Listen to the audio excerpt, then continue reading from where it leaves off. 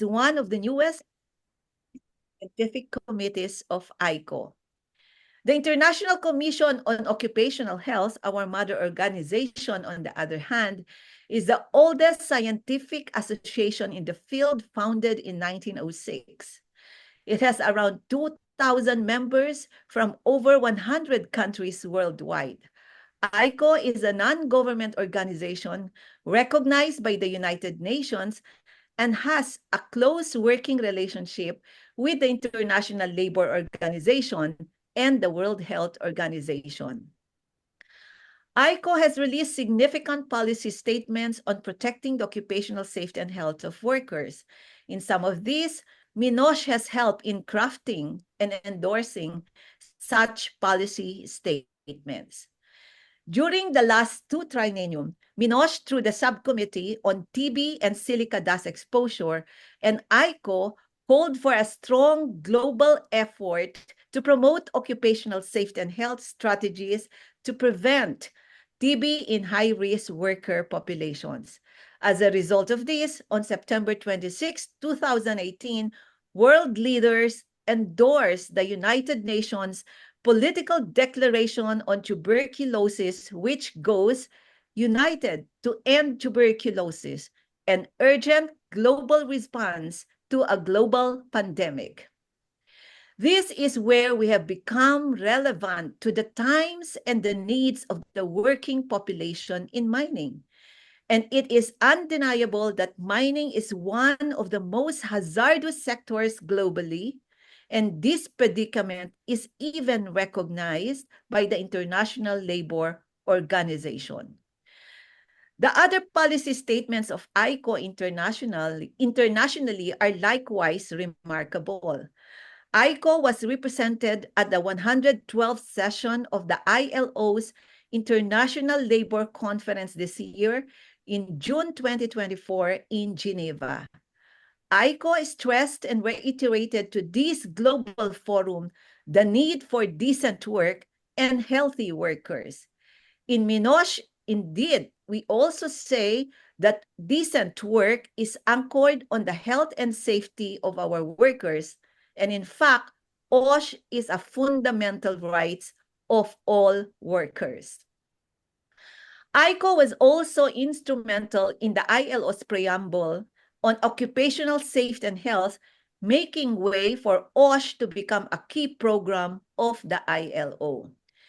MINOSH, the organizer of this webinar, has its goals the provision of rich platform for theoretical and methodological approaches in mining research and advocacies. It encourages both the science of research and the art of communication for policy statements and advocacies in order to promote occupational safety and health in mining. The thrust of MINOSH activities is aimed to be multi-sectoral, multidisciplinary, multi-level, and multi-strategic. That is why we are having our webinar today. We have an interesting topic today on occupational hearing loss. Imagine losing your ability to hear or burdened by your difficulty to hear. Communication is key to our everyday life and social and political interactions. Hence, we need to protect the hearing of every person, and in this case, hearing of all workers across all types of industries and work. The World Health Organization, as of 2024, estimates that globally 1.5 billion people live with hearing loss. This number could rise to 2.5 billion, almost double by 2015, if no intervention is provided by the year 2050. Of this, according to World Health Organization, around 430 million worldwide require hearing rehabilitation services. Of course, occupational exposure is not the only culprit to hearing loss. There are other causes such as genetics, diseases, trauma, aging, infections, among others. However, It is worth noting that workplace noise is a major player and cause of hearing loss. Hence, we are having our webinar today to raise awareness on this. Today, we are honored to have experts from various countries to talk on hearing loss and hearing conservation programs in compliance with global standards. Welcome again our 425 registered participants joining us via Zoom or YouTube. I believe you are our colleagues in the field and partners in promoting OSH and hearing conservation in the workplace. Now, we are pleased to have the opening remarks by the Vice President of the International Commission on Occupational Health, Martin Hogan. Dr. Martin Hogan is a consultant occupational physician based in Cork, Ireland. He has been working in the specialty for over 30 years. He is a specialist trainer in occupational medicine and a past national specialty director for occupational medicine in Ireland, as well as the past dean of the Faculty of Occupational Medicine of the Royal College of Physicians of Ireland. He has examined for the faculty around the world. He has an emeritus lecturer in occupational medicine and toxicology in the University College Cork in Ireland. He has been involved in ICO for 20 years. He was president of the ICO Dublin Congress in 2018. I was also there. A board member of ICO from 2015 to 2022.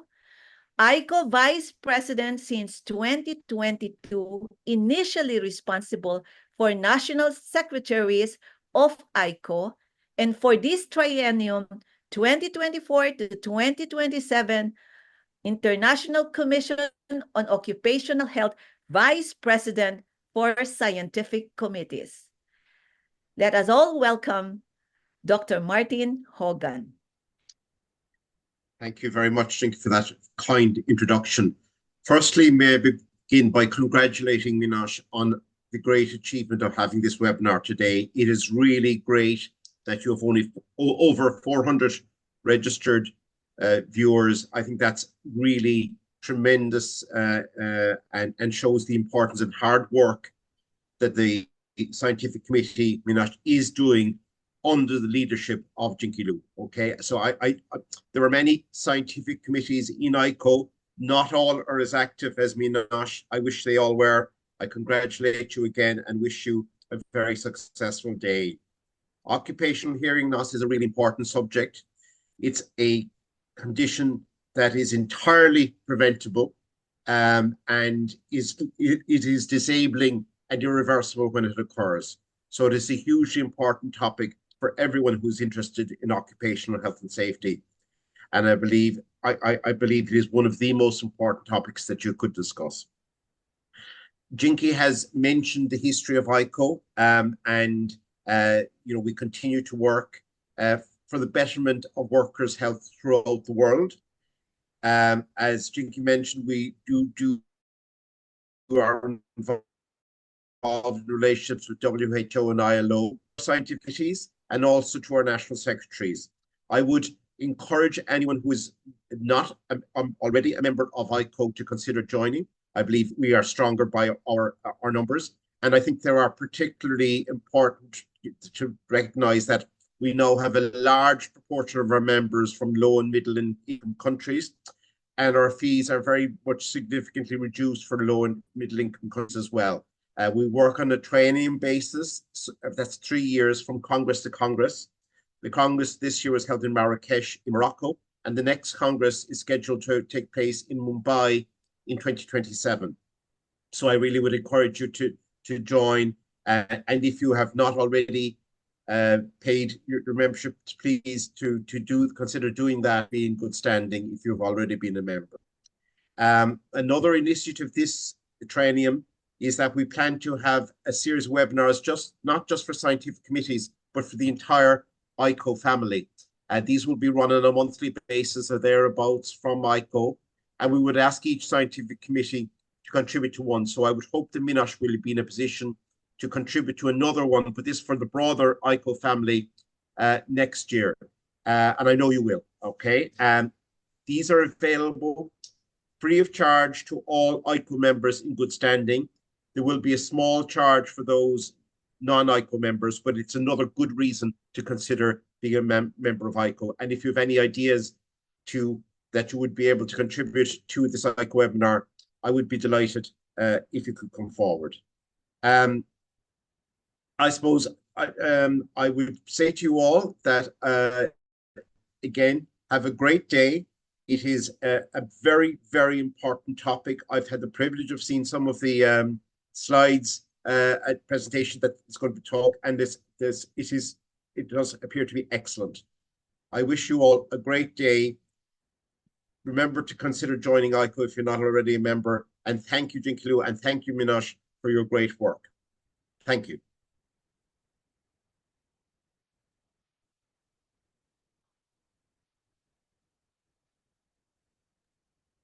Jinky, remember to put on your microphone.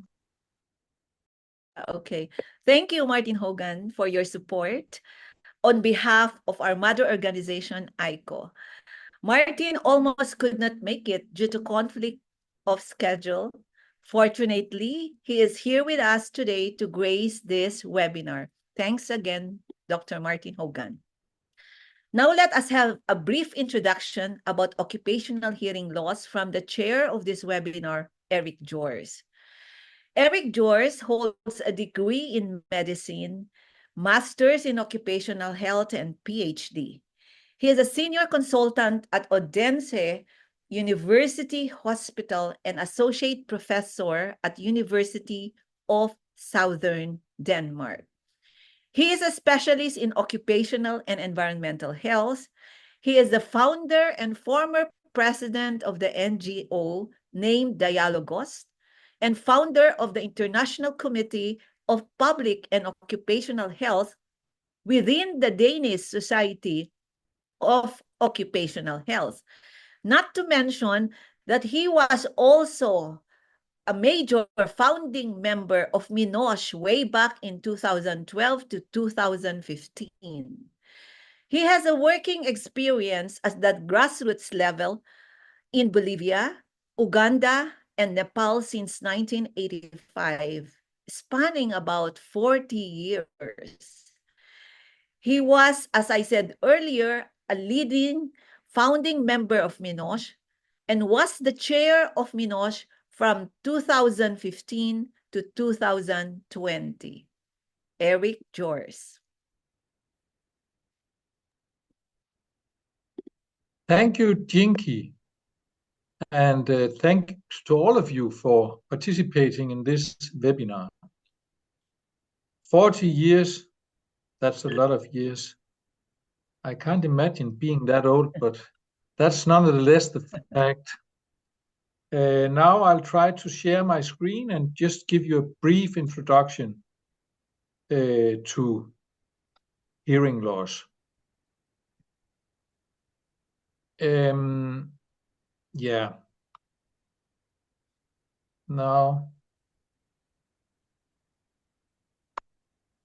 can you see that I've changed the slide? Yes. Okay. Noise causes diseases.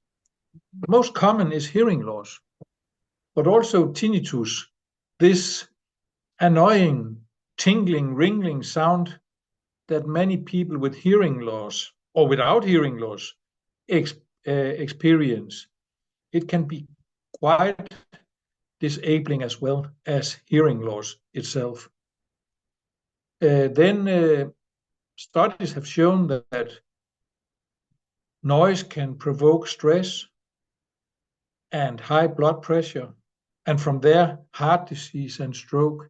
So it's not only hearing loss that can be the consequence of noise, can also provoke other disabling diseases. And although we know why we lose our hearing if it's noise induced, it's still a big problem. In Denmark, I think it's the third most announced occupational disease each year. So it's really affecting a lot of people. We can distinguish between conductive hearing loss and sensory neural hearing loss. The conductive can sometimes be solved. It can be due to earwax, infection, torn eardrum, and so on. Then we have the sensory neural hearing loss. And once it's there, you can't really cure it. But of course, you can use hearing devices to improve your hearing. For many people around the world, such hearing devices are, though, difficult to access. Among the sensory neural hearing losses, we have exposure to loud noise, known as noise-induced hearing loss. And that's what we are going to talk about today. As we know that noise gives, in some of us, or provokes hearing loss, it has been studied, and there are some limits that we can use to try to avoid the hearing loss.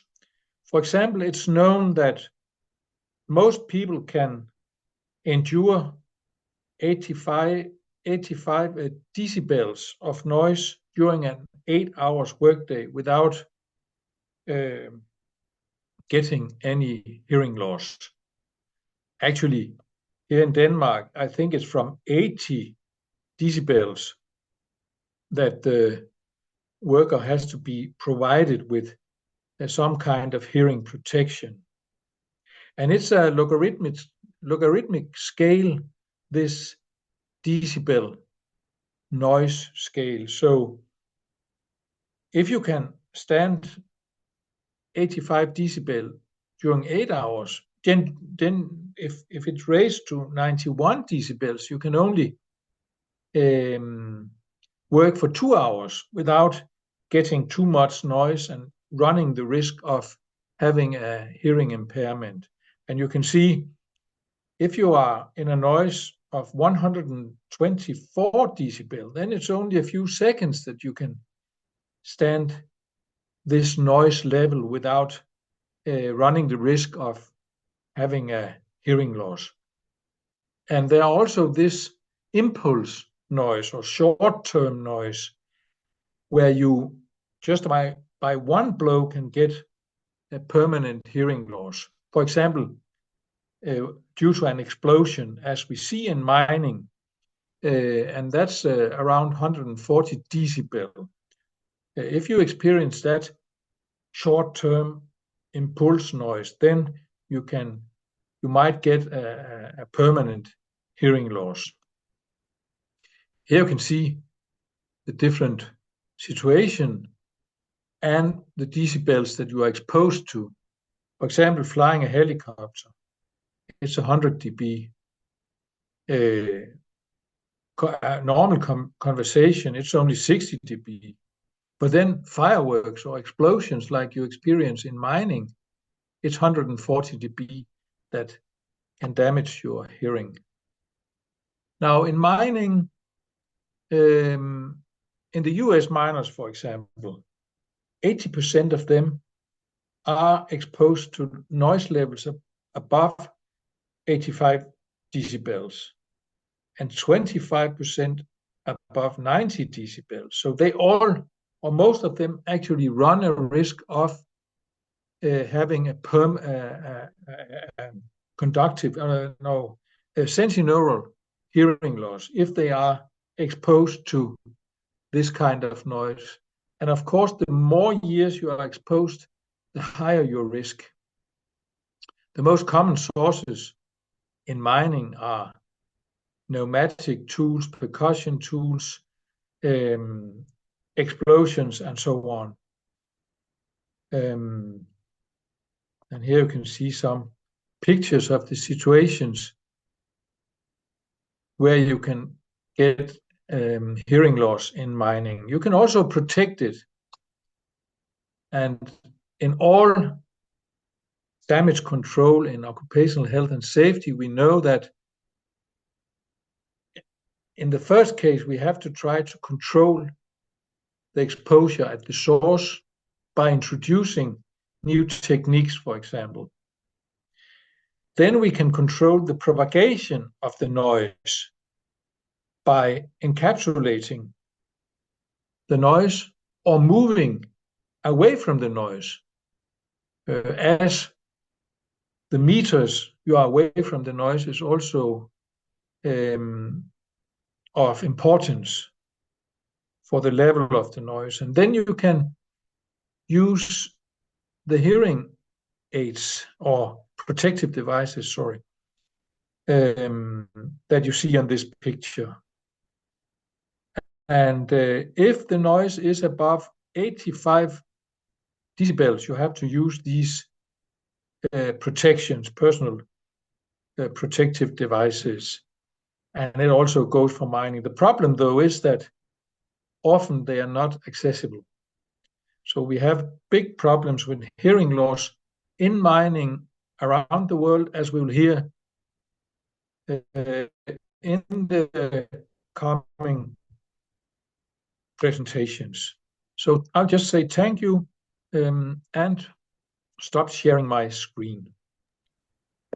Well, thank you very much, Eric George, for the comprehensive introduction for this webinar. I would like to continue with our valuable speaker. We have Prahlad Sisodia, we have Tutula Belfor, we have also Bramantyo Wahyudi and Tinggani Moyo will enhance all of us with their expertise and experience. First, I would like to invite Prahlad Sisodia as the first speaker to present his presentation, noise exposure and noise-induced hearing loss in an underground metal mine, the Indian experience. Prahlad is an expert in silicosis actually, and also the member, the executive member of Miners Scientific Committee.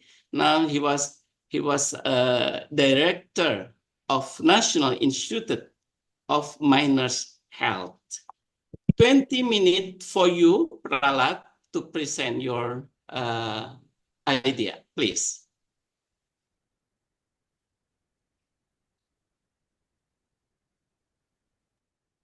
Please unmute, please. You are still muted.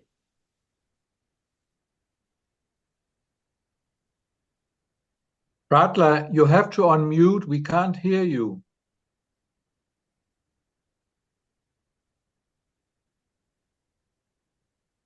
Prahlad, you have to unmute. We can't hear you.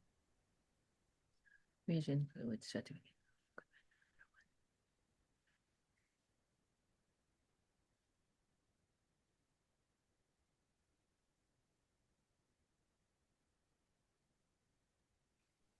I think there's an IT challenge, and Okay, you might can need to we use proceed? this other Yes, can we proceed to device.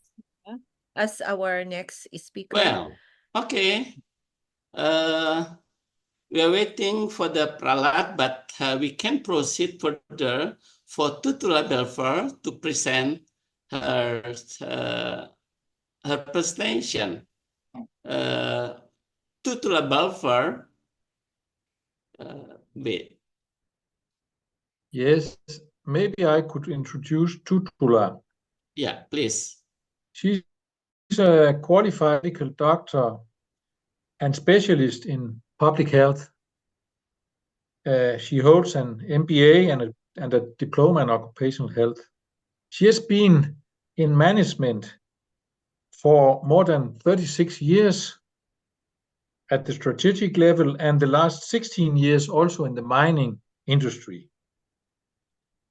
And she has, though due to this vast experience, she was named as one of the top 100 global inspirational women in mining in 2018. Can you imagine?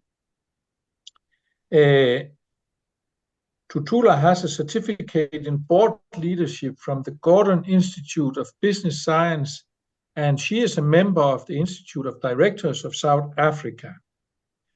She currently serves on the board of the Department of Labor's Compensation Board and Department of Mineral Resources Mine Health and Safety Council. And she's also serving in the BUSA task team on the National Health Insurance.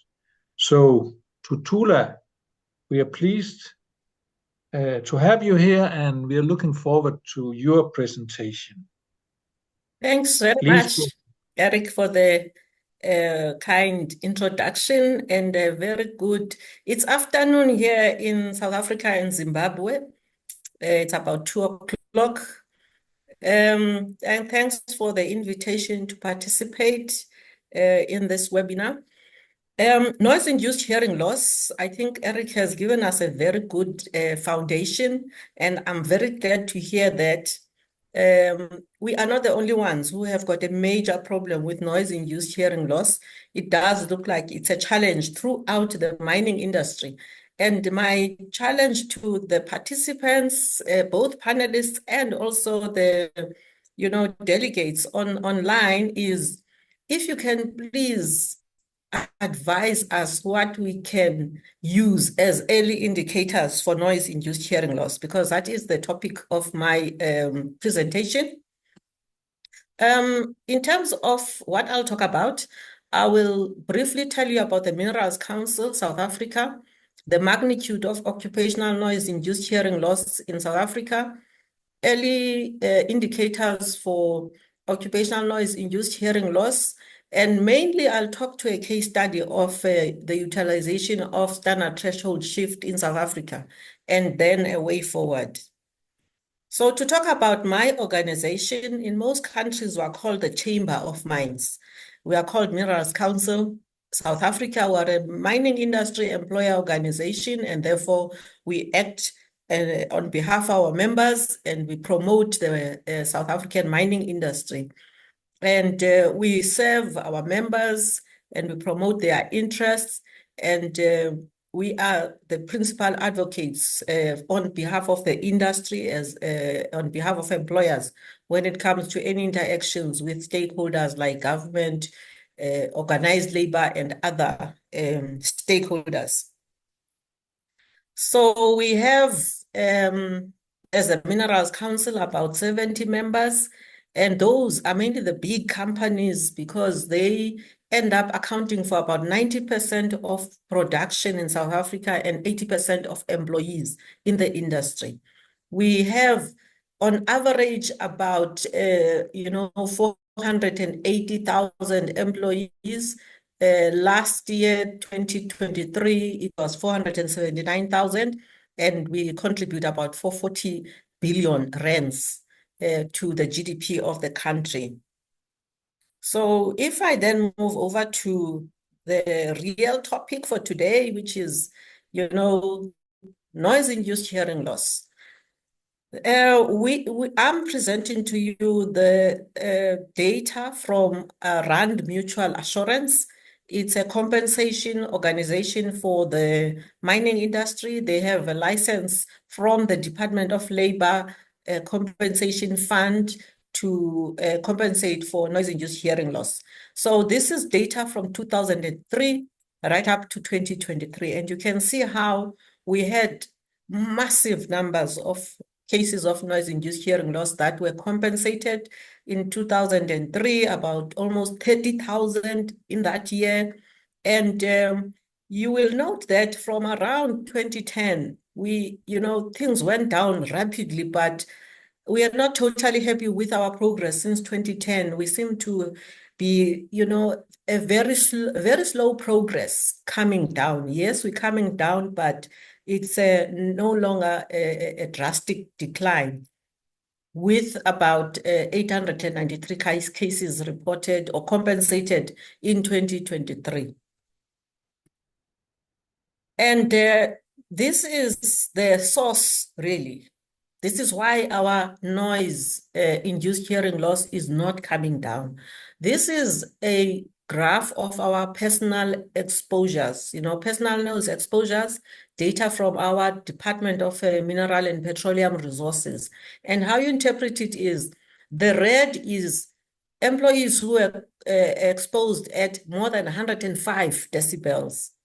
The yellow is employees between 105 and 85 decibels. So the only good color here is the green, where it's the employees who are exposed to noise levels of less than 85 decibels. So those are the only safe employees. And the picture really is that, we heard Eric talk about 80% being exposed at more than 85 decibels. For us, it is just under, it's about 58%, just under 60% of the employees are exposed at more than 85 decibels. And if you look throughout, that has been fairly stable. So we've got an intractable level of noise. And that's why, we really need to find ways in which we can reduce the source, of that noise.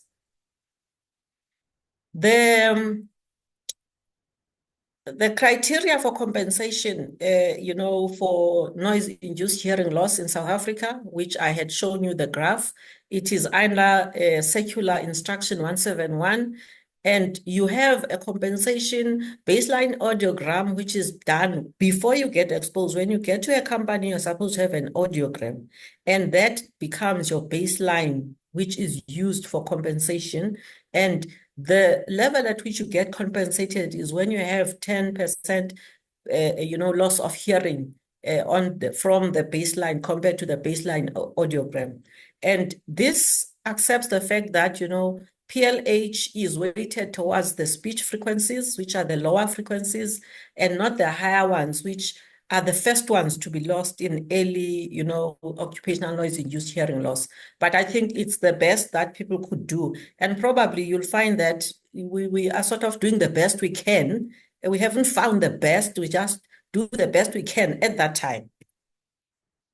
So if you look at what are early indicators of noise-induced hearing loss, for the individual, they'll have difficulty hearing the high-pitched sounds. As I said, in early noise-induced hearing loss, it's the higher, levels which are affected compared to the lower ones where speech is affected.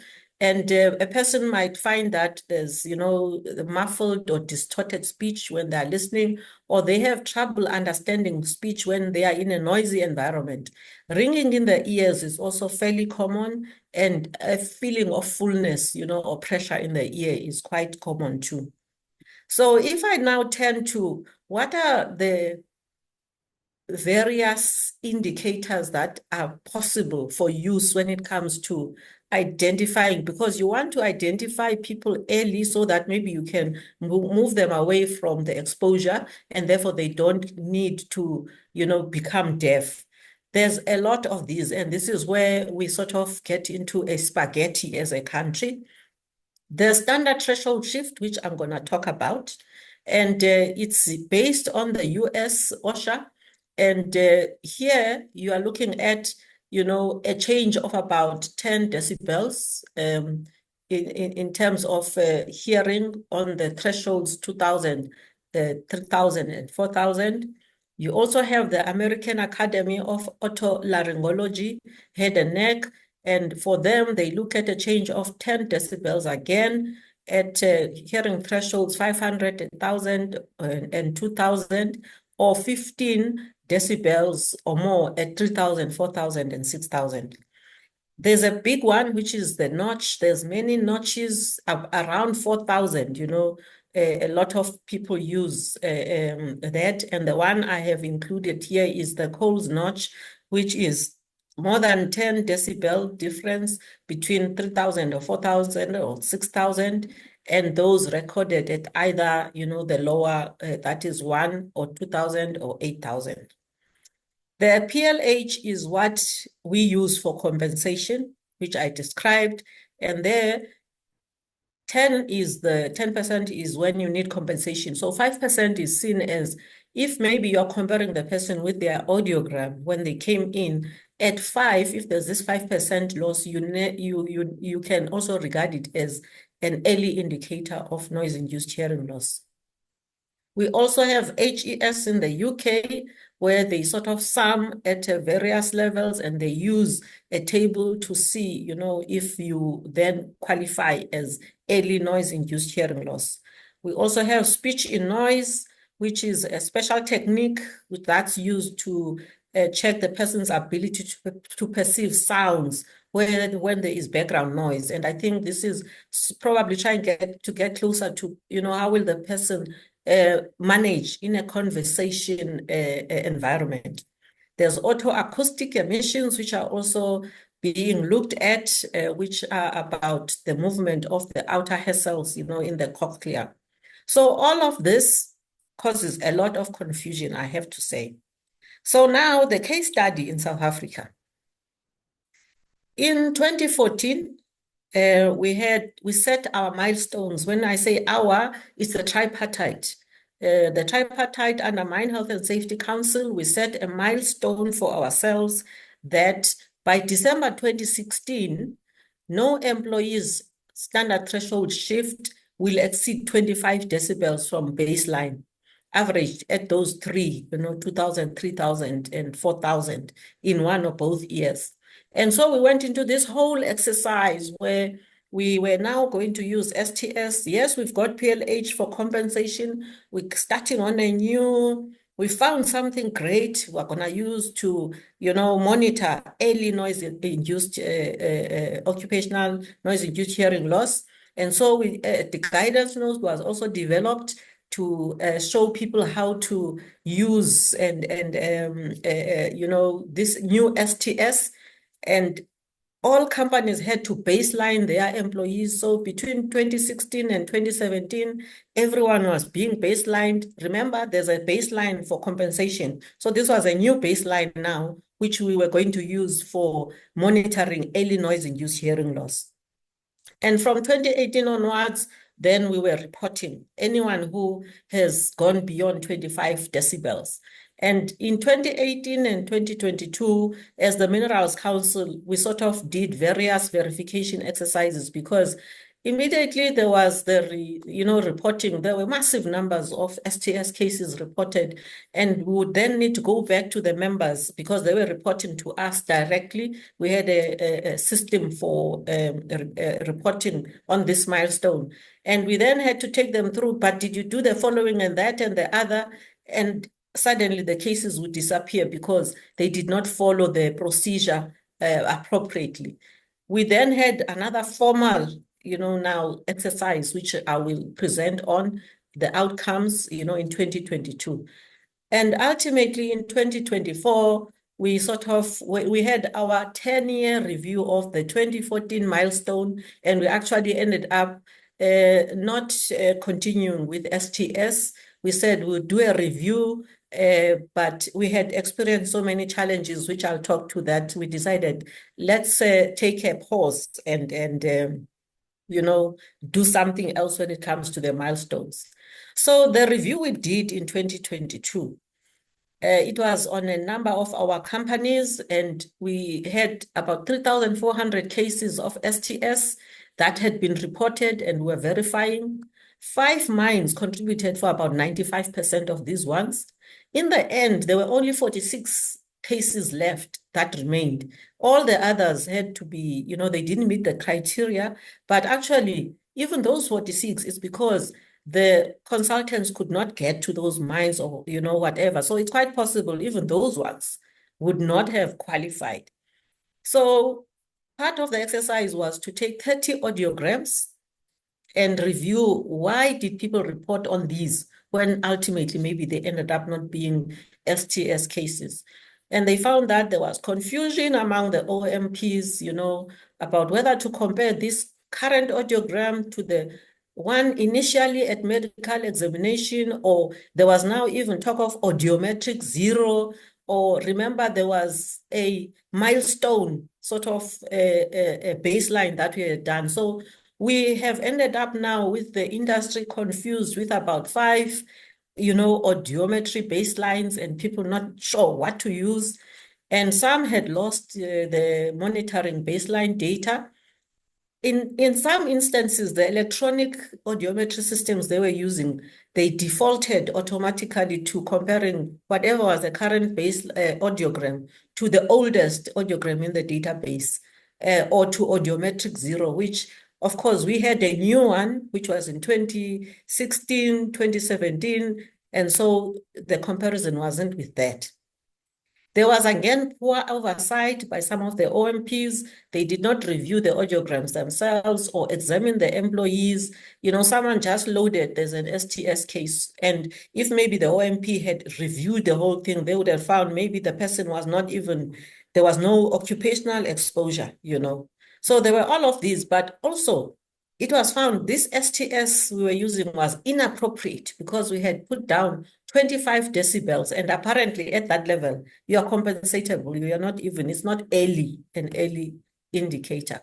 So there were a number of recommendations made that we need to define a proper milestone for ourselves for early occupational noise-induced hearing loss. The guidance note that it should be withdrawn for monitoring purposes, but we should continue, for monitoring the baseline, but not for reporting purposes. We shouldn't use it. Also, we needed to find an early lag indicator for noise-induced hearing loss and establish the prevalence of noise-induced hearing loss in the industry.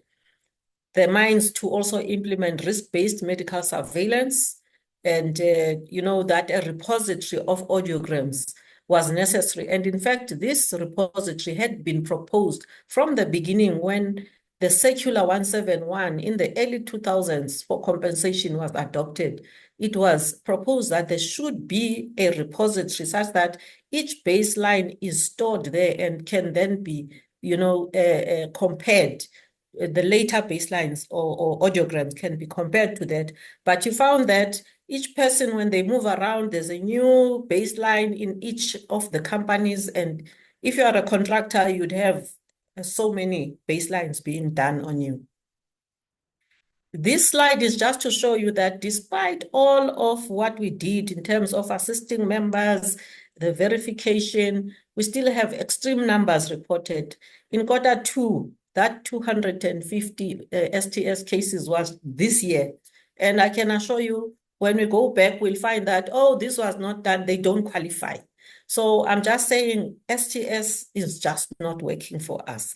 Even if we were to say, okay, STS of more than 10 is what we must report, it looks like there will still be these challenges about over-reporting on the STS. So as a way forward, some of the way forward is actually things that have already happened. We had our summit as an industry following the 2014 milestones. We had it just last month. And we decided to now go with a new milestone. We did not use STS. We just said in 10 years' time, no novice should have occupational noise-induced hearing loss. That is anyone joining in January next year. And of course, that will be possible only if the challenges with noise that I showed you don't exist, or we use various other forms of protection like hearing protection devices, because the challenge with this meeting, this will be what I showed you, that about 60% of people are exposed at more than 85 decibels. So the STS guidance note is to be reviewed and to decide what will be an early indicator for noise-induced hearing loss. And that's why I said, I'm hoping at this forum, I will have ideas for us on what can we use that is simple and reliable as an early, indicator for noise-induced hearing loss.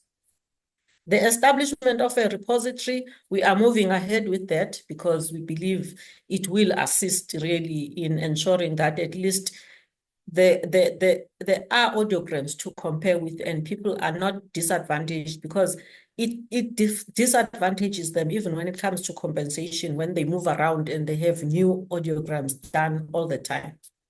And last and most important is we need to prevent exposures That 60% I talked about, we need to find ways in which we reduce that exposure through the hierarchy of control, starting with elimination right up to PPE.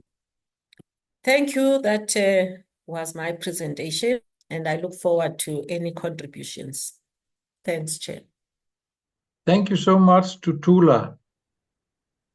Now, if people have a short comment to Tula's presentation, you are welcome to write it in the chat box.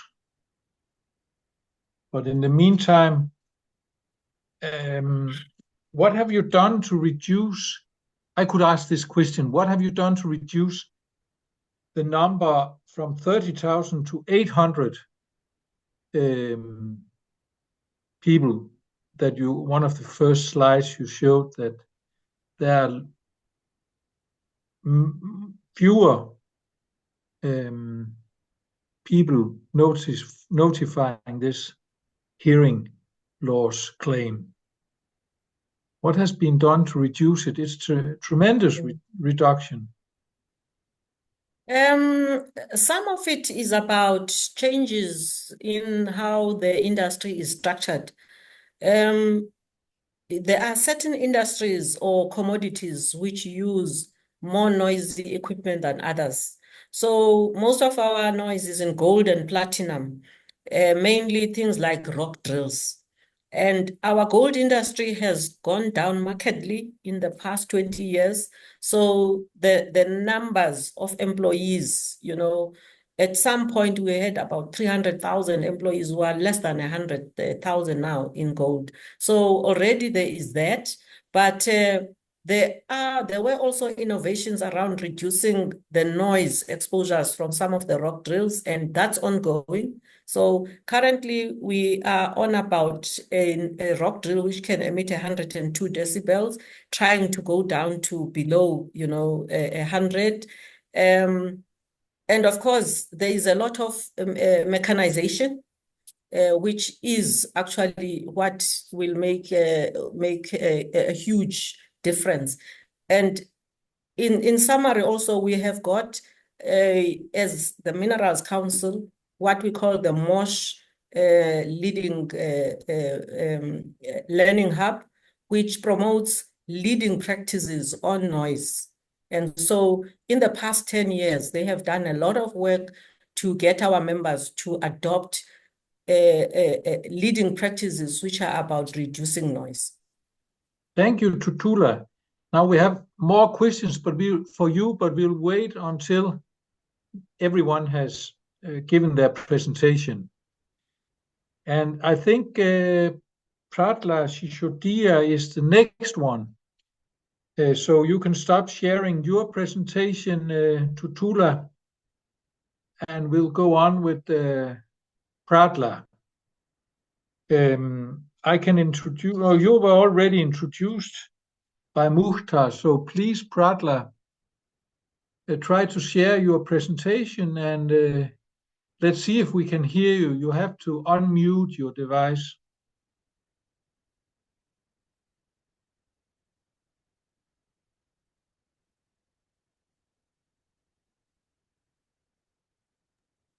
Maybe, Mukhtar, you can force unmute Prahlad.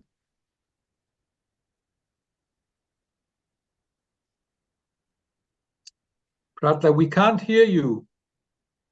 Can you hear us? I think the problem is in his microphone. So you cannot force unmute him. No. Okay, so maybe we can now proceed to the next speaker. Yeah, let us proceed to the next one, and then in the meantime, Pratla can try to find another device, because I think we heard him a little time ago, so he have to swap to another device. But our next presentation will be given by Dr. Brahmantuyo Bahuidi. Maybe I have pronounced it right. I hope so. But Brahman, you are also a medical doctor, an occupational medicine specialist from the University of Indonesia. You are a master of occupational medicine and have been a medical doctor for many years actually now. You have been working in different companies. One of them is the Pertamina Hulu Energy Offshore in the northwest of Java, where you have been working, and then you have also been working with Medica Copper Gold and battery materials. You are a member of the scientific committee of miners and also of PADOKI, an Indonesian occupational medicine specialist association. So welcome so much, Brahman. Let's hear your presentation. Yes, thank you, Professor Eric, for the kind introduction. Yes, please allow me to share my screen.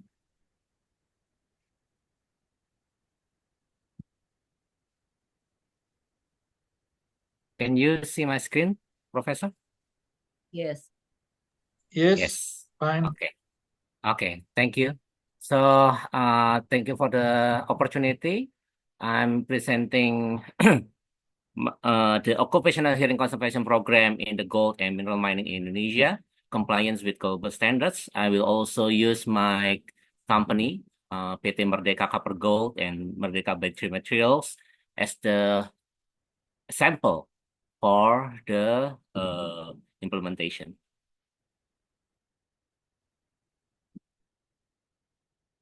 Now, so this is the agenda and the introduction. So, in Indonesia, actually, the occupational hearing loss prevention is also a global priority in our country, because where the exposure to excessive noise is prevalent, the Indonesia's mineral and gold mining also faces the significant challenge due to NHIL cases that already also explained by Professor Eric and Professor Tutula before.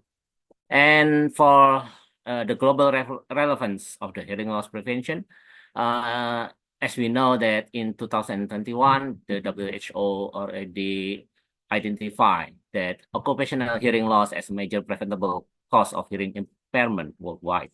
So it's mandatory for all the industries that cause the excessive noise that can cause the hearing impairment to prevent it.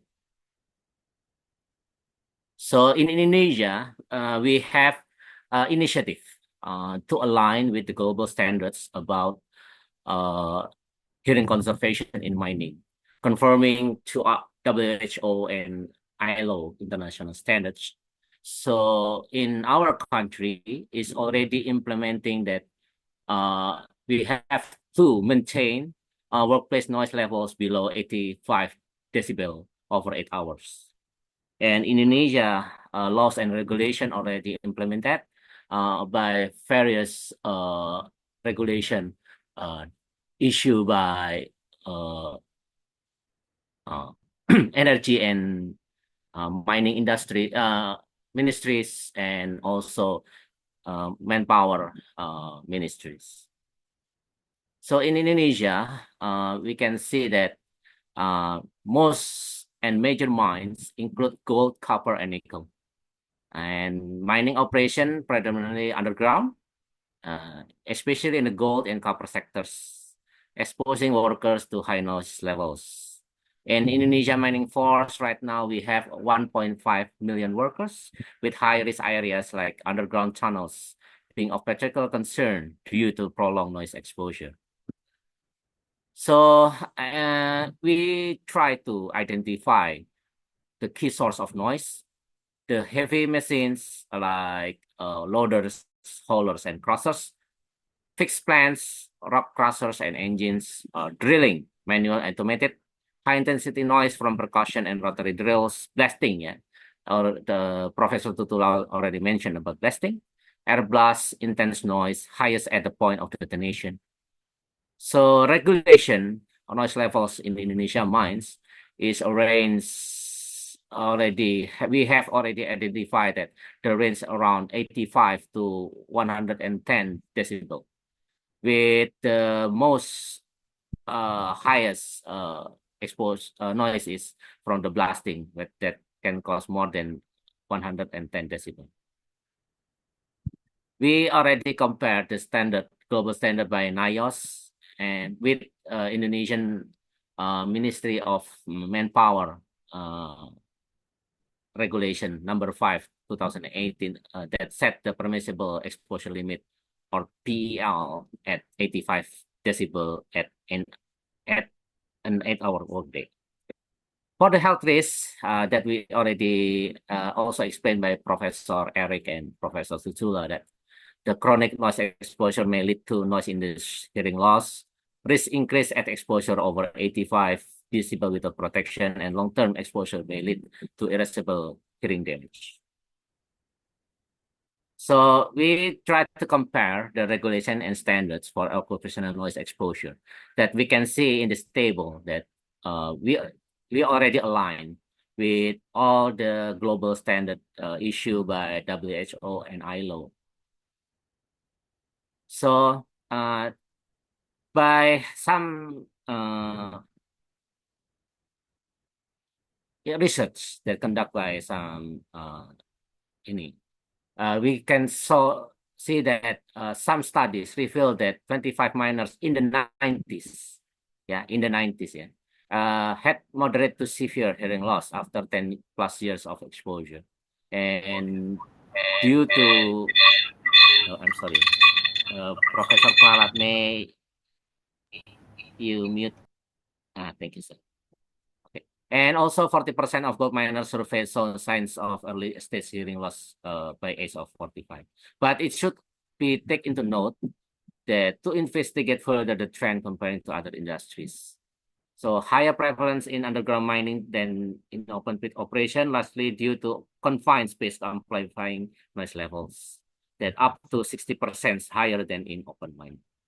So we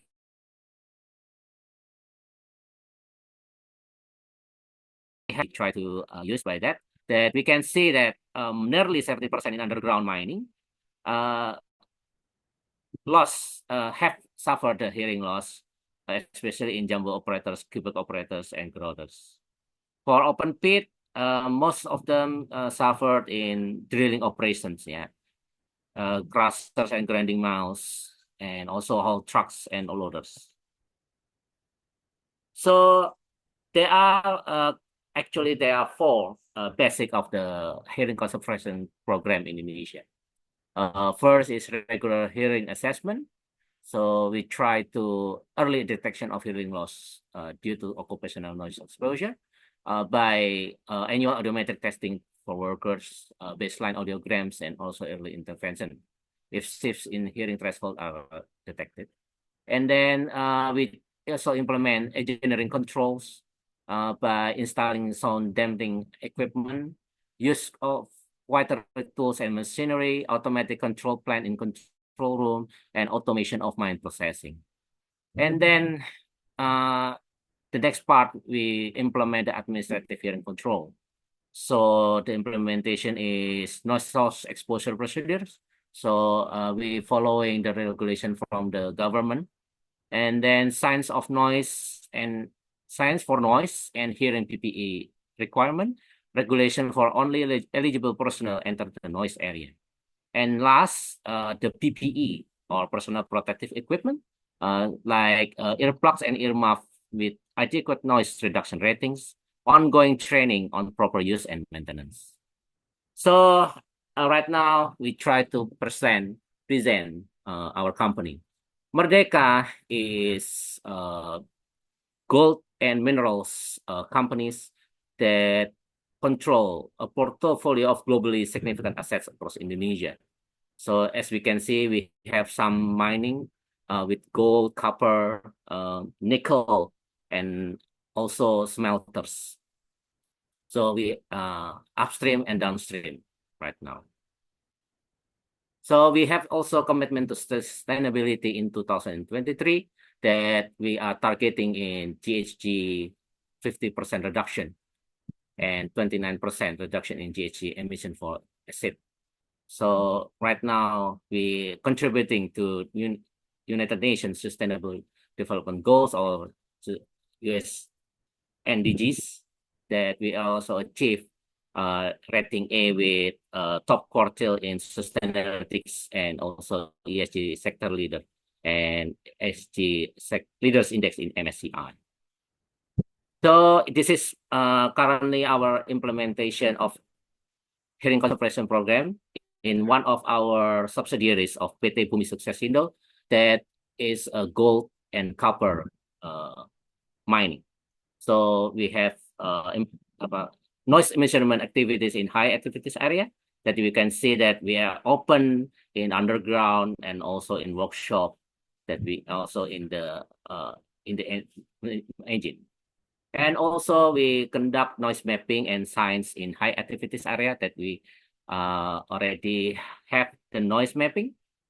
That can we see that there are, especially in some specific area, we also implement the science that make sure that all people in working in this area follow the procedure to have the PPE or also the following the SOPs.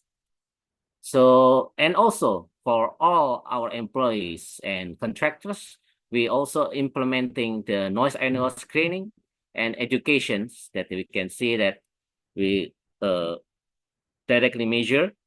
We try to ensure that all the participants understand the benefit to follow the regulation regarding the PPE.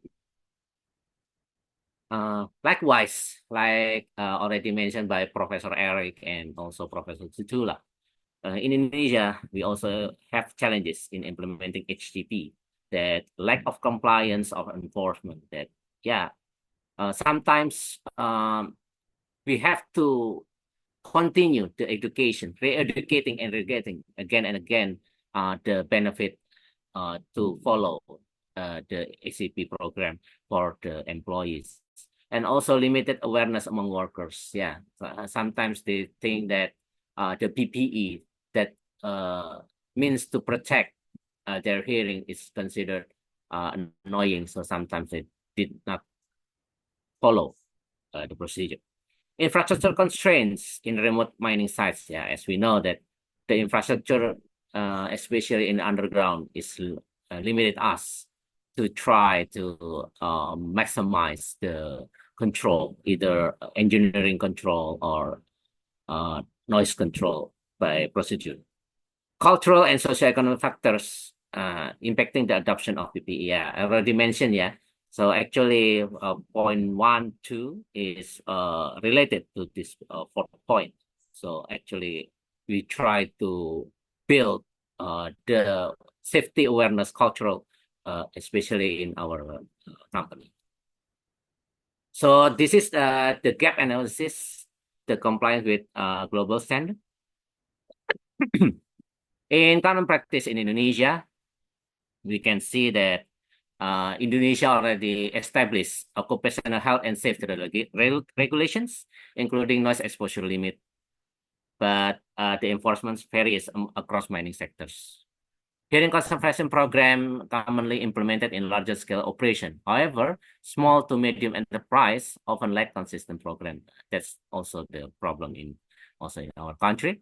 Training and education, gaps in awareness and inadequate worker training on the risk of prolonged noise exposure. Yeah, that we also address. In global standards or OSA ILO. So OSHA already emphasized comprehensive ACPs, including noise monitoring, automated testing, and worker training. ILO advocates regular assessment, education, and protection, requiring governments to adopt stringent measures for occupational safety. Global best practices by Smith Equipment Audiometric testing, mandatory regular hearing tests, noise control, engineering controls, and personal protective equipment standards are well established in advanced mining industries, and enforcement. Strong regulatory frameworks ensure compliance. So in area of non-compliance in Indonesia, sometimes there are insufficient monitoring. The noise exposure sometimes are inconsistent, especially in small mining operations. Lack of regular audiometric testing. Many workers are not conducting the recommended periodic hearing tests. Inadequate use of PPE. There are significant gaps in the profession and proper use of hearing protection devices. So right now we have a roadmap for future improvement. First is enhance regulatory enforcement, strengthen oversight, increase government inspection and monitoring, especially in small mining industries. Adopt stricter penalties for non-compliance to drive adherence to safety standards. We in mining industries and also in oil and gas have same goals to decrease the noise-induced hearing loss cases by implementing the stricter standard. And also improve the training and education. Worker education programs, target awareness campaigns on hearing risks and PPE usage. Mandatory training on HCPs for all mining workers and supervisors. Technological improvement. Implement noise reduction technologies, like encourage the adoption of advanced engineering controls to reduce noise at source. Regular health screening, ensure audiometric testing is standardized across all mining operations, and automation of mine processing to minimize noise exposure to workers.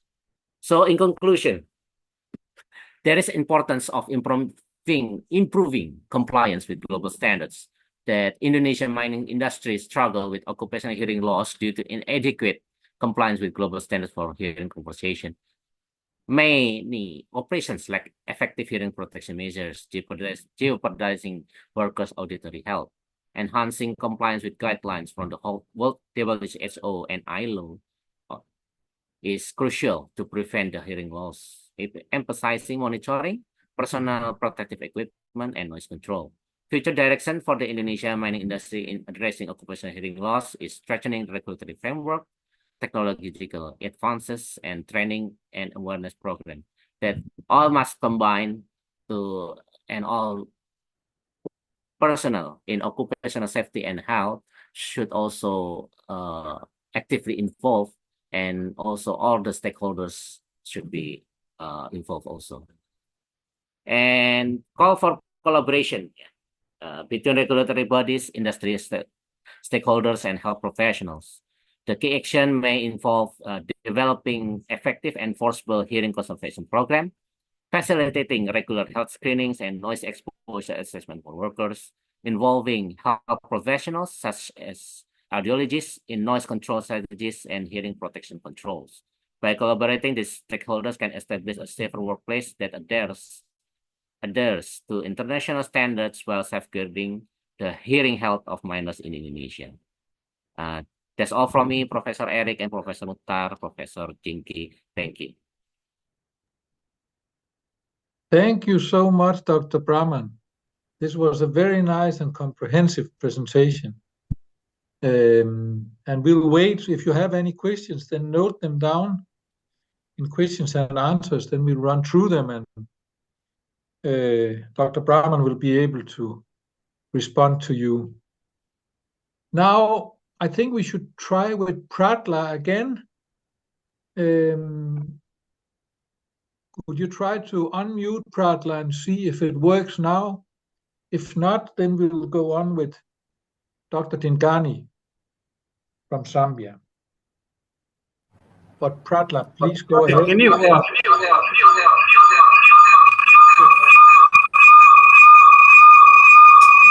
There's a lot of disturbance.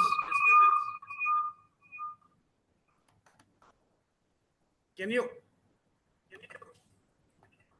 Oh, I'm not able to share my.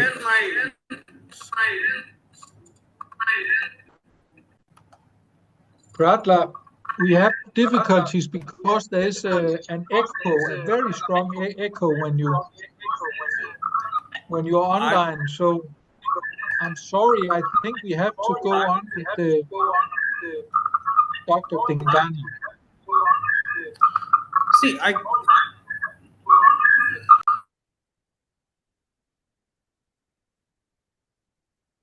Yes, there's one raised hand. No, I think we'll just go on with the Dingani, unless some can solve this problem. So I'll introduce you Dingani, and then you'll have one last chance, Pratla, during the presentation of Dingani, if you can solve the problem, but it might be too difficult. Dingani, he is a professor of occupational medicine at the University of Science and Technology in Zimbabwe, and an honorary senior lecturer at the University of Witwatersrand in South Africa. You have a lot of publications behind you in international peer-reviewed journals, and you have been working as a consultant for big NGOs like USAID, the Global Fund, African Union, Development Agency, health community, national government projects in the Southern Africa. And you are a member of the Board of Trustees and head of the Scientific Committee on Education and Capacity Improvement of OSHAF Africa. You have served also in ICU, 2 terms in the board and 1 term as ICU secretary for Zimbabwe. You are member of a regional expert advisory panel of the Center of Excellence and Occupational Health and Safety Institute in Zambia. You have extensive experience in occupational health practice in mining, including artisanal and small-scale mining, where I know that you have been doing research. So, Dr. Dingani, please go ahead. Thank you very much, Eric, for the introduction. I hope I'm quite clear to everyone.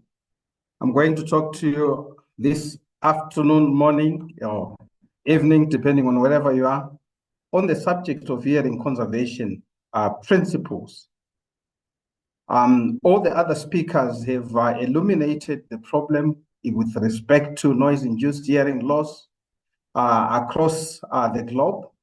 My role now is to crystallize the key preventive aspects in terms of noise-induced hearing loss and other causes of hearing loss that takes place at workplaces. In terms of the outline of my presentation, I'll give you just an overview to look at the global scale in terms of hearing losses, as well as the key principles if you want to establish a workplace hearing conservation program, and also look at issues of the implementation of the hierarchy of controls. And lastly, I'll also talk about monitoring and evaluation. As an introductory note, when we look at all-cause hearing loss globally, we have got more than 5% of the world's population requires rehabilitation from disabling hearing loss. And the greater contributor to this global burden is of 80% is from the low and middle income countries. And by 2050, it is projected that 1 in 10 will have a disabling hearing loss.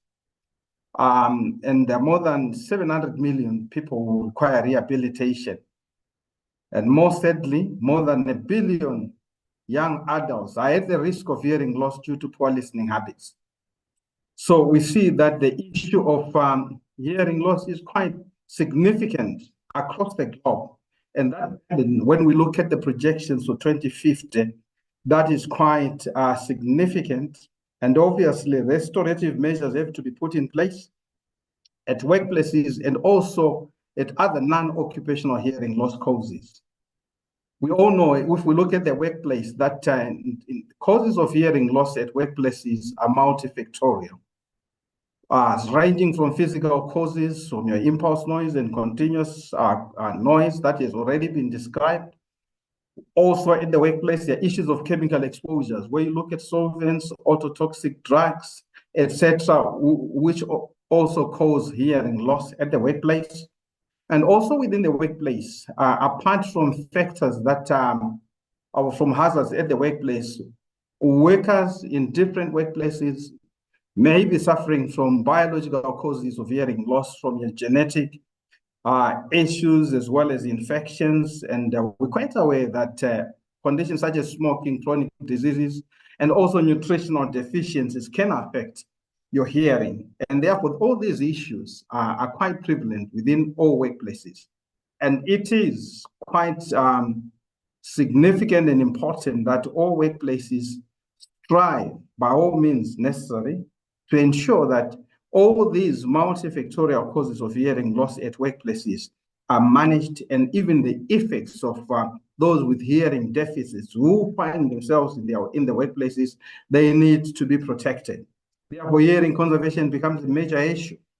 With respect to occupational noise-induced hearing loss, is one of the second most commonest risk factor at workplaces, contributing almost about 22% of workplace-related health issues. And globally, we know that noise-induced hearing loss affects about 5% of the world's population. Why is it so? Why are we not getting remission in terms of the increase in in hearing losses across workplaces? There are quite a number of factors or barriers to action that the world generally grapples with. We find that quite a deficit or lack of national policies that promote access to hearing care, as well as regulatory mechanisms, are not adequately applied in most workplaces. Furthermore, issues of lack of awareness regarding hearing loss, its impact and management among policymakers and the general public is one of the major issues, also particularly in developing countries. Other barriers include issues of poor access to ear and hearing care services, and poor access to assistive hearing devices and technologies for rehabilitation for people with hearing problems. So at workplaces, in order to conserve the hearing function of our workers, we need to adopt a holistic approach that goes beyond only focusing on noise-induced hearing loss. As per my preceding slide, like I've already alluded to, there are a number of workplace factors that can result in hearing deficits at workplaces. So when we look at the hearing conservation program, it needs to go beyond issues of noise-induced hearing loss. So it is quite important that at the workplace, we look at documenting all the occupational risk exposures, not only the physical hazards, but also chemical hazards, like we spoke about, the autotoxicity, even biological issues, which are non-occupational, that have got an effect on the hearing workplace. Therefore, my topic basically resides on the hearing conservation programs at workplaces, in order to elucidate the complexion and the simple components of a hearing conservation program. The hearing conservation program ideally should be a documented program that spells out the provision of workplace policies with specific regards to the conservation of hearing of workers at different workplaces. It also requires the issue of monitoring of all sources that constitute a hazard to the hearing function of workers, issues like noise mapping, as well as the risk exposure profiling of chemical exposures in different workplaces. And then the third most important component is the implementation of the hierarchy of controls. Has already been alluded to earlier on, but I'll re-emphasize it. In terms of the key hierarchical controls, we all know where we need to eliminate the noise where we can, or substitute certain equipment that produces noise with less noise emitting pieces of equipment at the workplaces, cascading all to engineering controls, administrative controls, where we look at worker education, selection and use of hearing protective devices, our implementation of periodic audiometry evaluations for those that are exposed. So basically,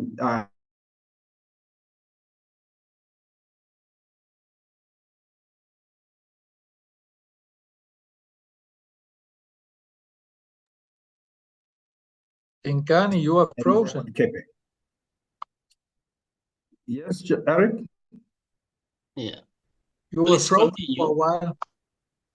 Oh, okay, fine. No, I'm moving on to the next slide. So I've already spoken about noise mapping. Where in each workplace, you need to identify all the high-risk areas which machinery produces a lot of noise, and we're particularly interested in hazardous noise levels at 85 decibels and above, and all such places need to be identified.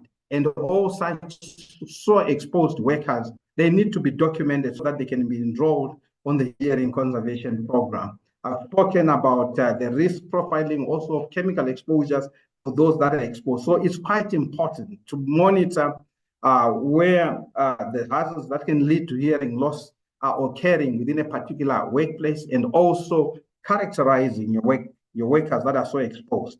Then after that, now you then move on to the hierarchy of controls. I've already spoken to issues of elimination, substitution, engineering controls, administrative controls. I think this is quite routine. That needs to be applied at all workplaces.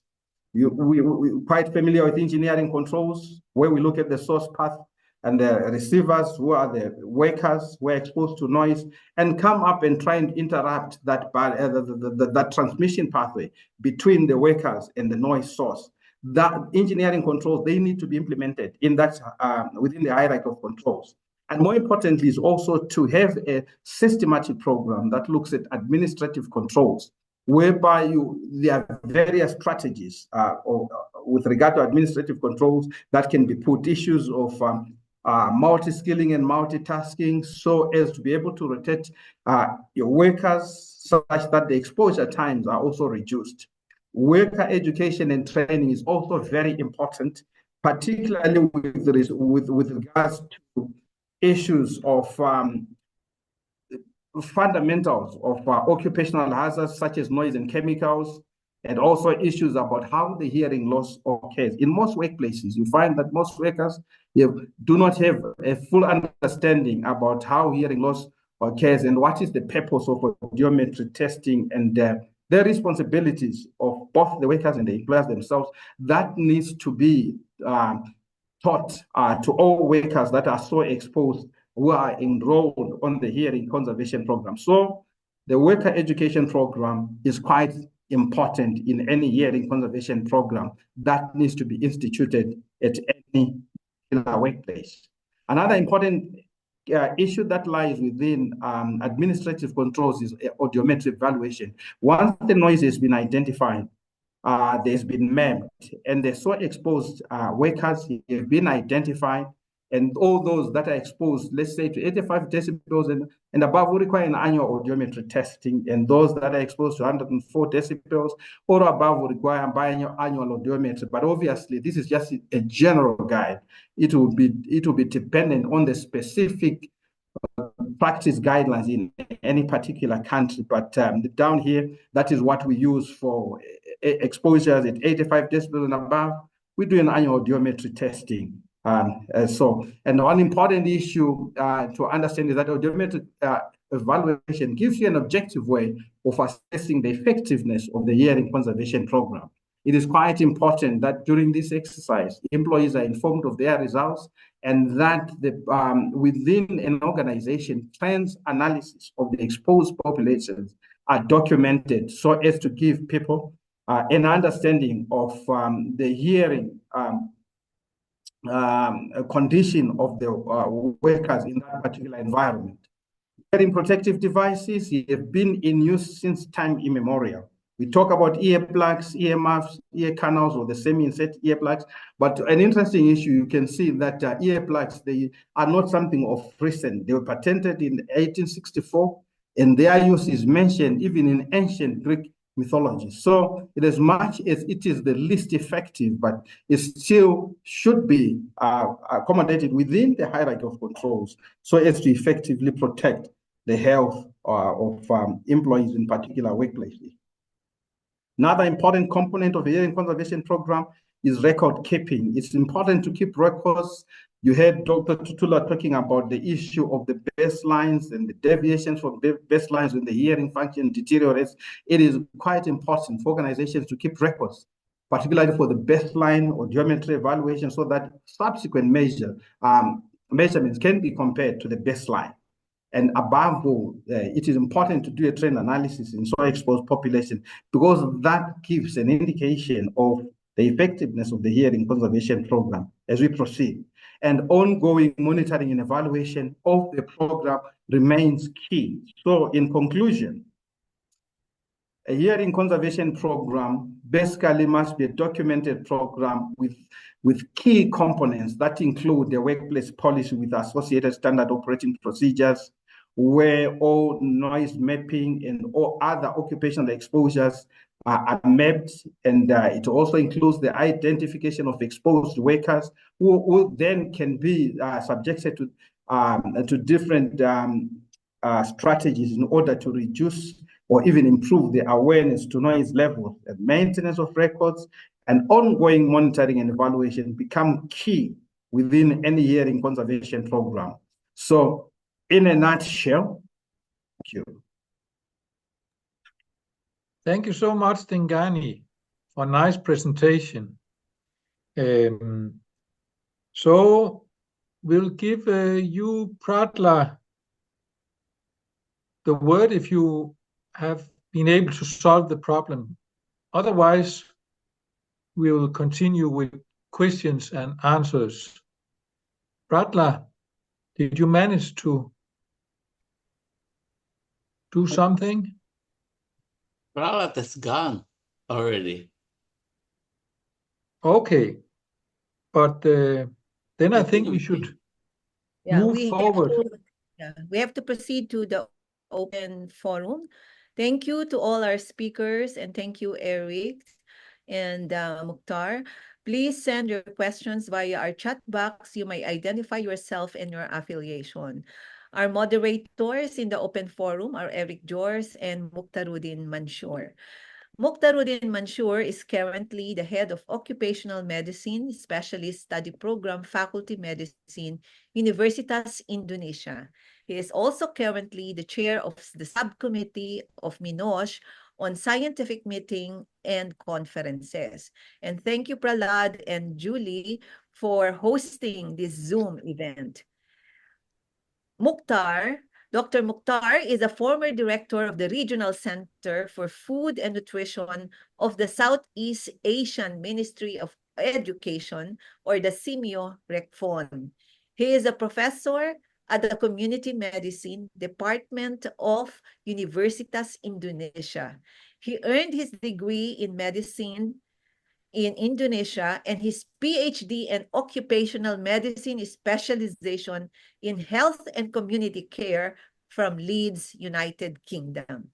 The floor is now open to your questions. Well, thank you for a nice introduction from Eugene Key. Thank you, Eric. May I continue with the question and answer session? We have a lot of the question to Tula, Bram, Eric, and Dingani. Are you ready all? Well, okay. I think we can start with the first question. I think the first is a comment from Anonymous. As she mentioned about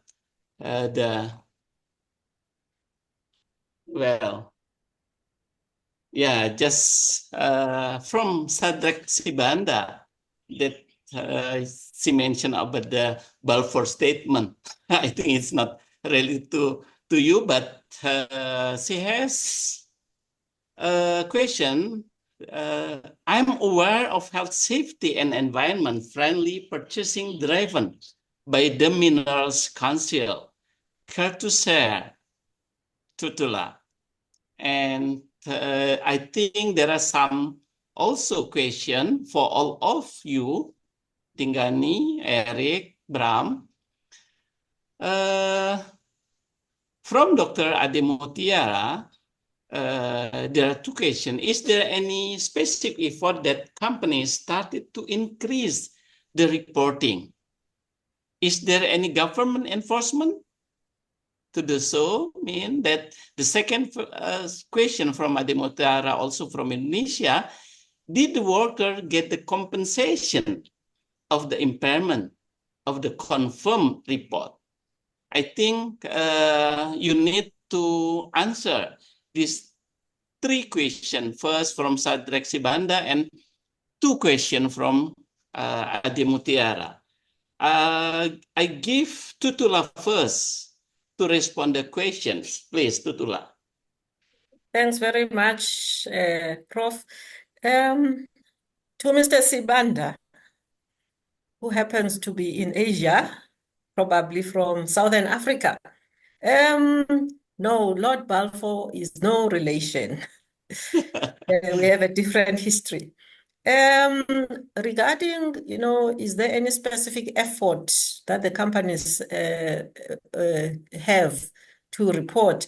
There is a lot of regulation around reporting of occupational diseases. So, for instance, on hygiene exposures, companies need to submit quarterly returns on all the exposures, especially overexposures. And the department recently even issued an instruction around people putting continuous real-time monitoring where there are overexposures. On the diseases, we have anyone who has a PLH of about 5, which at 10 you are compensatable, but at 5 they require that you must do an investigation and submit that to the department in terms of what are you doing about it. And there are also annual reports to the department on all cases of noise-induced hearing loss. But the actual compensation is through Department of Employment and Labor, REN Mutual. And so that's where you then get submitted if your PLH is now 10 and you then get compensated. On the, are we aware of safety and health-friendly purchasing driven by Minerals Council? This is from Shadrach, actually. My colleagues in Mosh Learning Hub that I talked about, which promotes leading practices, they also have looked at things like auto-acoustic emissions, buy quiet, buy and maintain quiet initiative, which is about, sourcing equipment which is not going to give you overexposures. But we don't have any purchasing per se by the Minerals Council. We only promote, lobby on behalf of our members. Any purchasing is done by the members themselves. Thanks. I think I have covered mine. Well, Tutula, one more question. I think you should answer this. Is the finding of Cole's notes in audiogram is one of definitive proof that the employee suffered from noise-induced hearing loss? I must say I'm not a big expert on noise, especially when it comes to the audiograms themselves. So I would actually defer to people who are more knowledgeable. I think we do have colleagues. Ningandi. Yes. Yeah, Ningandi, please. Come again, I didn't get the question quite clearly. Yeah. Is the finding of, it's from Dr. Ade, asking about, is the finding of the Cole's note in audiogram is one of definitive proof that the employee suffered from noise-induced hearing loss? Okay, thank you very much. As you are aware, we normally talk about the classical notch of noise-induced hearing loss being at 4,000, but however, it can lie between 3,000 and 6,000. But obviously, that's the classical type of an audiogram, which is normally bilateral and almost symmetrical at times. That will also point you towards a definitive diagnosis of noise-induced hearing loss, provided there has been evidence of documented exposure when you look at the occupational risk exposure profile of that particular worker. Thank you. Well, however, Tutula presented that the frequency of 3,000, 4,000, and 6,000 actually as the Coles notes is not considered as frequency for compensation claim. Tutula mentioned about just only 500, 1,000, and 2,000 has. Tutula, do you want some comment about this? In our case, we only use PLH, for compensation. So what I had there, those various options were the possible early indicators of noise-induced hearing loss, not for compensation purposes. Okay, all Thanks. right. Okay, thank you, Dr. Ade. I hope. Maybe just to add on what Dr. Tutula has just said. Yeah, okay. No, I just wanted to add on to say, I think, like what Dr. Tutula said, she was mentioning about the issue of the standard threshold shifts being derived from those particular frequencies and not necessarily for compensation. And generally, that's a standard way, but however, it varies from jurisdiction to one jurisdiction on the frequencies that are actually selected. But to ascertain the standard threshold shift, which gives you an indication or whether there's some deterioration or not. Thank you. Well, there are some questions for you also, Dinggani, from the Gilbert Talimpong. The question is, it is really fascinating to hear your explanation about this hearing conservation program. Could you share your point of view regarding the ideal resources such as tools, equipment, ideal program, or plan and manpower to initiate this kind of program, especially in large-scale company of manufacturing? Please, Tinggani, and also Bram, you may, and Eric later on. Thank you very much. I hope I got it right. But what it is that developing a hearing conservation program is a multidisciplinary task that takes different professionals, where you have got your occupational hygienists, your safety professionals, evaluating or measuring quantifying the noise levels across the workplaces. You also get your human resources or your personnel management people who are supposed to deal with policy issues. Remember, we spoke about the need for a policy on or for the hearing conservation. So the human resources or the people management department also comes handy in terms of establishing those policies. Then you go on to the medical personnel, your nurses, your doctors, who then are also involved now in the implementation of the hearing or audiometric evaluations, interpretations, and fitness for duty placements. That also brings an important cadre as well, who could be your audiologists or those that test the noise. So it's a multidisciplinary approach that will take a team within a workplace. It must really not be an individualistic program, but it must draw all the relevant people. And also you find that even the workers' representatives themselves must also be consulted. And even the mainline workers themselves will also need to participate in one way or the other. So it's multidisciplinary. Thank you. Yeah, thank you, Dinggani. Gilbert, I hope you can take some point from Dinggani. And Bramantio has a lot of experience to answer this question. Bramantio, please. Yes. Thank you, Professor Muhtar. Actually, Dr. Gilbert is one of our colleagues in my company, sir. So Dr. Gilbert, as we yes, so already mentioned by Prof. Dinggani, yeah, that also mentioned by Prof. Eric before, and maybe Prof. Mukhtar can add some points, yeah, that the HCP implementation program is not just created like instantly, no, but it should be started from the early project. So when we have the project, we should also try to identify the possibility of the engine activities that may cause the physical hazard like noise. And then by implementing the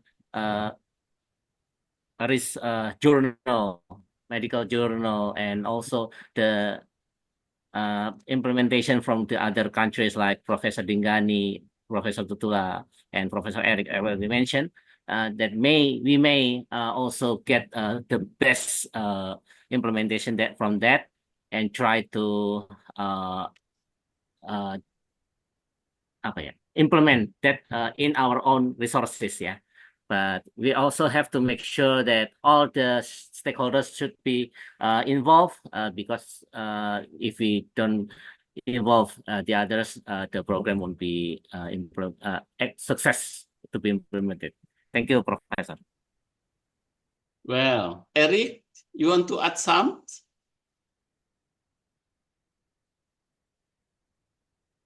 No, thank you. Okay, well, I think it's good for the participant, Julie, allow them to speak directly because we still have time.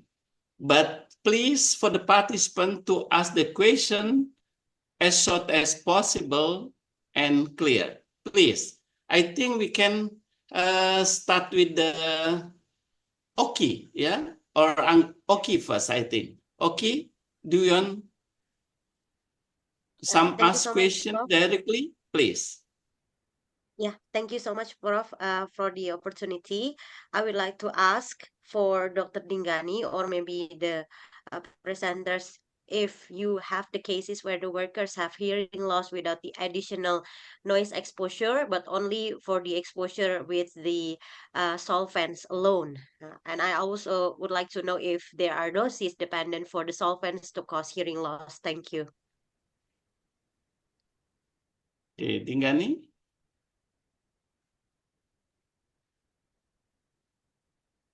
Please unmute first.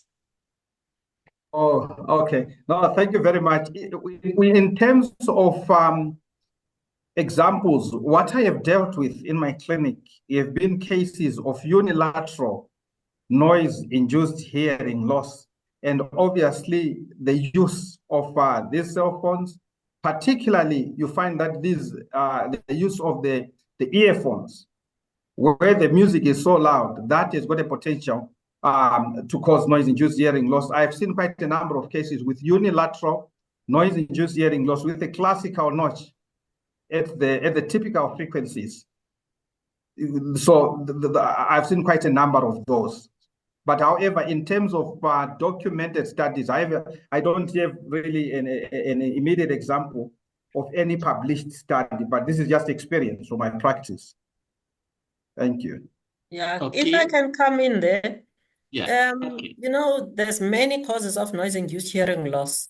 And when it comes to compensation, if the person had, for instance, you know, other recreational causes of noise-induced hearing loss, but they are working in an environment where there's, you know, high noise levels, then the compensation will actually, the commissioner will fall on the side of deciding that it is occupational. So when it is combined and occupation is part of the issue, then it can go through as occupational. But if the person has no history of exposure to noise at work and they still have noise-induced hearing loss, then they will not qualify for compensation. Thanks. Yeah. If I can come in, Eric, I think that's a very important principle that South Africa is putting in place. I think we are all aware of the precautionary principle. whereby the owner of the process has to demonstrate that their process is not hazardous to the health of the employees. So like what Tutula says, in some instances, employers will be quite quick to ascribe the hearing loss to non-occupational causes, when in fact their processes actually hazardous. So in that particular case, that's when the precautionary principle kicks in, where you have got documented exposure and the person is suffering from noise-induced hearing loss. So you cannot cite and attribute it to other causes when your work processes are actually causing significant noise-induced hearing loss. I thought I should just add that. Thank you, Tula. Well, I think we can continue. Before we continue, Angga, you may prepare for your direct question later on. Lennon Escoton make a comment. Can you please improve English pronunciation? Can barely understand your statement. Apologize for any inconvenience thing that make you difficult to understand, Lennon. Yeah, I hope you can still take some point from this discussion. And Julius Hasenbrook, did any country conduct research to determine the impact of hand-arm vibration to noise-induced hearing loss, especially the drilling operators? I think Pralat has experience, but Dingani or Tutula and Eric, please. Bram, who will do first? Tutula, do you want? Or Eric? Eric, please, Eric, make a response sure. for this. To my knowledge, I haven't seen studies about that question, if hand-arm vibrations might lead to hearing loss. And I think talking about solvents and heavy metals, it's mostly in combination with the noise that they can add to the damage that noise makes, although they might also themselves cause hearing loss. But it's not only noise that can induce the hearing loss. But I don't know about hand-arm vibrations. Thank you. Can I also add something, no? Because there was sure. Jinky, your experience will be useful. There was an earlier question on ototoxic chemicals. In fact, it's not only the exposure to occupational noise that can cause hearing loss, but there are other workplace hazards that can cause hearing loss, such as the solvents, pesticides, based on research. And in the United States, for instance, if I remember it correctly, over about 13 million people work in industries that have a higher chance of being exposed to ototoxic chemicals also develop hearing loss. And I think we will pursue this as part 2 of our hearing loss webinar, where we can also discuss ototoxic chemicals at work affecting hearing loss. Okay. Jinky, I think we can continue. Yes, okay. And there are several other questions here, and we will compile this and email the probably we can request our panelists, our speakers to respond to them. And hopefully, Prahlad can also participate in answering all your questions. But anyway, I think we're moving. Thank you so much to all our participants for holding out and listening to all our speakers. Unfortunately, we apologize for the technical difficulty of Prahlad coming in to share his research or their research in India on occupational hearing loss in the mining sector. And now we proceed to our, before we proceed to the closing remarks, may I request a photo op of all the panelists and the attendees, our participants. Julie, can you facilitate? And thank you, by the way, Julie Prasetyono. He was in charge of the registration, the publicity, our virtual background. He is the chair of the occupational health nursing in Indonesia, and he is also the co-chair of the subcommittee on scientific events and conferences of mining occupational safety and health. Please count 1 to 3 if you're ready to take our photos. Yes, please, Dr. Lim, maybe you can open your video and another participant, so we can start our picture. We start the room one, 2, 3. Keep smile. Another one, and then 1, 2, 3. The last one.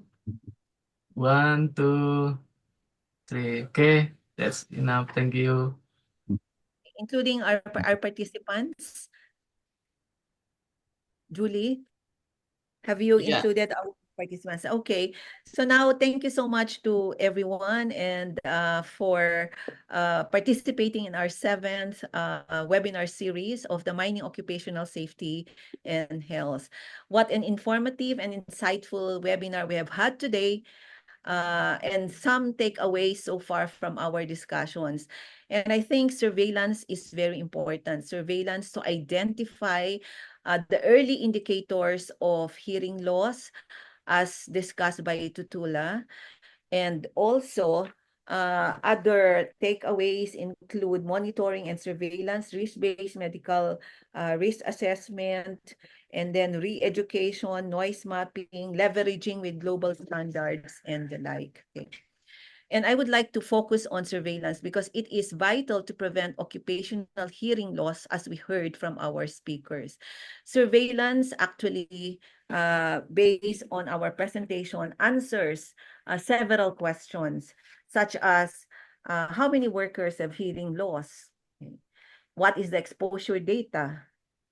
Which occupations and industries are at higher risk for hearing loss, and what are the trends of hearing loss over time? We heard this from all our speakers. Surveillance also enables us to focus on prevention and control measures, as discussed by Tutula, Dingani, and Bram.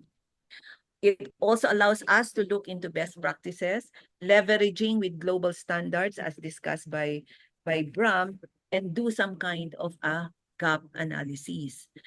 And surveillance will show us the best practices, challenges, and not so successful efforts, and in order to correct or rectify them, and allows us to benchmark with global standards.